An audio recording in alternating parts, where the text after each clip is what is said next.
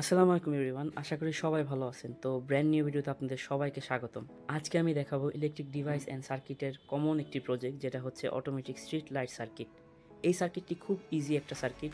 তাহলে চলেন দেখে আসি সার্কিটটি কিভাবে কাজ করে এবং কিভাবে খুব সহজে আপনারা বানাতে পারবেন। তো বেশি কথা না বলে চলেন ভিডিওটি শুরু করা যাক।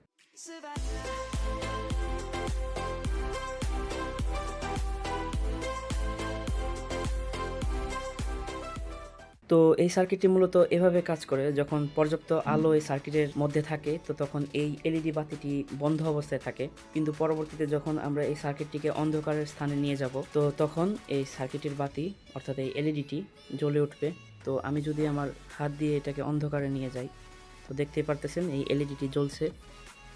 পরবর্তীতে যখনই আমি এটার মধ্যে পর্যাপ্ত আলো পাস করব তখন এই বাতিটি নিভে যাচ্ছে। সো আমরা যদি স্ট্রিট ল্যাম্পগুলোকে লক্ষ্য করে থাকি তো সেখানে আমরা দেখতে পারি যে সকালে বাতিগুলো নিভানো থাকে এবং পরবর্তীতে সন্ধ্যার পরপরই বাতিগুলো আবার জ্বলে ওঠে। তো এই প্রসেসটা ঠিক সেরকমই, যখন অন্ধকার হয়ে যায় তখন এই বাতিটা জ্বলবে এবং যখন পর্যাপ্ত আলো এই সেন্সরে আসবে তখন সেই সেন্সরের মাধ্যমে এই বাতিটা আবার নিভে যাবে। ঠিক এইভাবেই এই সার্কিটটি কাজ করে মূলত। তো এই সার্কিটটা বিল্ড করার আগে আমাদের আগে বুঝতে হবে এই জিনিসটাকে। তো এটা হচ্ছে ব্রেডবোর্ড। তো হ্যাঁ, আমি জানি এটা দেখতে ব্রেডের মতো একটুও না, তারপরও এটার নাম দিছে ব্রেডবোর্ড। কিসের জন্য আমি নিজেও জানি না। তো চলেন এই ব্রেডবোর্ড কীভাবে কাজ করে, কীভাবে এই পার্টসগুলো এটার মধ্যে আপনারা ইনসার্ট করবেন, তো এই সকল বিষয় আমরা আগে বুঝে নিই এই সার্কিটটা বিল্ড করার আগে। সো এটা হচ্ছে ব্রেডবোর্ড। এটার এই প্রান্তগুলো একসাথে কানেক্টেড, অর্থাৎ এই কর্নারের যতগুলো আছে কলাম ওয়াইজ সবগুলো একসাথে ইন্টারকানেক্টেড এবং এভাবে এই পাশের যে কলামটা আছে এটা ইন্টারকানেক্টেড। এখন এখানে আমরা পজিটিভ চার্জ দিতে পারি, এখানে আমরা নেগেটিভ চার্জ দিতে পারি, কিন্তু এই পয়েন্টগুলোর ক্ষেত্রে A B C D E এই এক নাম্বারের সাথে ইন্টারকানেক্টেড, অর্থাৎ এটা হচ্ছে সারি ওয়াইজ। তো এই সারি যে কয়টা পয়েন্ট আছে সবগুলা ইন্টারকানেক্টেড, কিন্তু এই 2 নাম্বার সারির যে কয়েকটা পয়েন্ট আছে সেটা তো নিজেদের মধ্যে ইন্টারকানেক্টেড, কিন্তু এই 1 নাম্বারের সাথে 2 নাম্বারের কোনো কানেকশন নাই, অর্থাৎ এটা সম্পূর্ণ আলাদা। তো এভাবেই মূলত ব্রেডবোর্ড কাজ করে থাকে। তো এই পয়েন্টগুলো ইউজ করা হয় ব্যাটারি কানেকশনের জন্য এবং এই পয়েন্টগুলো ইউজ করা হয় মূলত বিভিন্ন ধরনের সার্কিট বিল্ডের জন্য।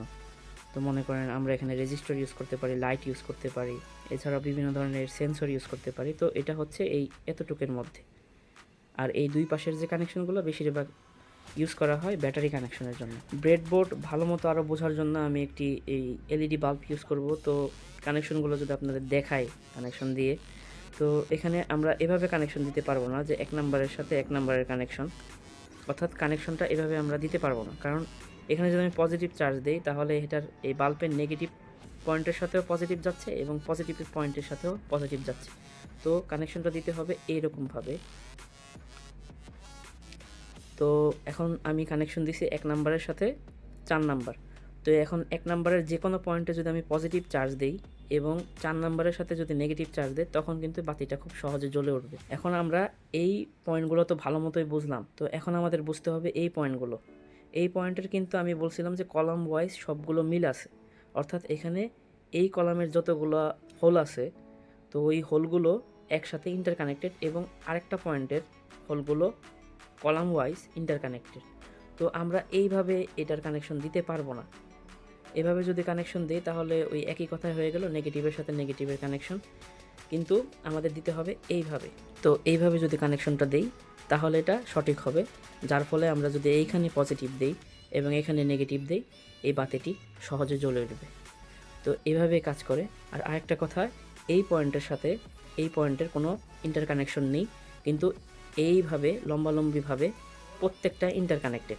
আর আরেকটা কথা মাথায় রাখবেন, একটু আগে তো বলছি যে এই 5টা পয়েন্ট প্রত্যেকটার ক্ষেত্রে এভাবে আর কি, মানে রো আকারে সবগুলো 5টা পয়েন্ট ইন্টারকানেক্টেড আছে, কিন্তু এই পাশের এই 5টা পয়েন্ট এই পাশের 5টা পয়েন্টের সাথে সংযুক্ত না, অর্থাৎ এই পাশের 5টা পয়েন্ট আর এই পাশের 5টা পয়েন্ট সম্পূর্ণ ভিন্ন।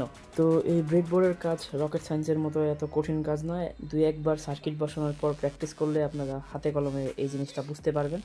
তো জাস্ট বেশি বেশি প্র্যাকটিস করেন যাতে এটার ব্যাপারে সব কিছু আয়ত্ত করতে পারেন আপনারা।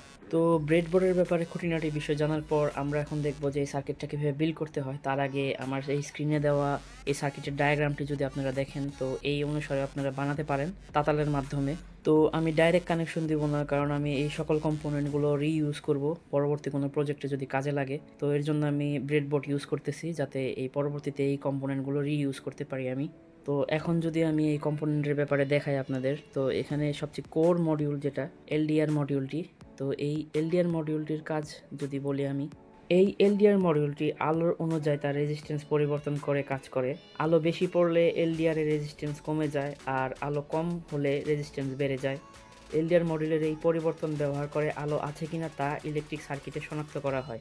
তো আমরা এর থেকে বলতে পারি যে এই এলডিআর মডিউলটি অনেকটা রেজিস্ট্যান্সের মতোই কাজ করে, কিন্তু তখনই রেজিস্ট্যান্স হিসেবে কাজ করে যখন এটার উপরে আলো পড়ে। আলো ছাড়া এটার কোনো ভ্যালু নাই। এটা সম্পূর্ণ সার্কিটের মধ্যে বিদ্যুৎ প্রবাহ করবে তখনই যখন কোনো আলো থাকবে না, কিন্তু যখন আলো থাকবে তখন এটা রেজিস্ট্যান্সের মতো কাজ করে, যার ফলে পুরো সার্কিটের বিদ্যুৎ প্রবাহ ব্রেক করে দেয়। যার ফলে কোনো বিদ্যুৎ প্রবাহ না হলে এই বাতিটা তখন জ্বলে না, এবং যখন অন্ধকার হয়ে যায় তখন এটা রেজিস্ট্যান্সের মতো কাজ করে না, যার ফলে এই পুরো সার্কিটের মধ্যে বিদ্যুৎ প্রবাহ হয় এবং এই বাতিটা তখন জ্বলে ওঠে। তো এই এলডিআর মডেলের কারণেই মূলত এই সার্কিটটা পুরোটা কাজ করছে। তো এখন চলেন এই ব্রেডবোর্ডের মধ্যে সকল কানেকশনগুলো দিয়ে আপনাদের দেখাই। তো প্রথমে আমরা ব্যাটারি কানেকশন দুটো দিয়ে নিব। ব্যাটারি কানেকশন ডান, দেখতে পারতেছেন যে এই পজিটিভ প্রান্তের সাথে আমি ব্যাটারির পজিটিভ প্রান্ত এবং নেগেটিভ প্রান্তের সাথে ব্যাটারির নেগেটিভ প্রান্ত জয়েন করেছি। তো এখন চলুন ট্রানজিস্টরটি বসিয়ে দেখাই আপনাদের।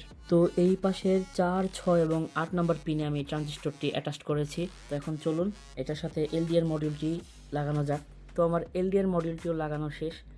এটা হচ্ছে ট্রানজিস্টরের মাঝখানের পয়েন্ট থেকে একটা পয়েন্টে যুক্ত করবেন, এবং আরেকটা পয়েন্ট এই ট্রানজিস্টরের বাম পাশের পয়েন্ট থেকে এই পয়েন্টটা যুক্ত করবেন, যাতে এই সিরিয়ালগুলো এক থাকে, এটাও খেয়াল রাখবেন। দেখতে অনেকটা এরকম হবে।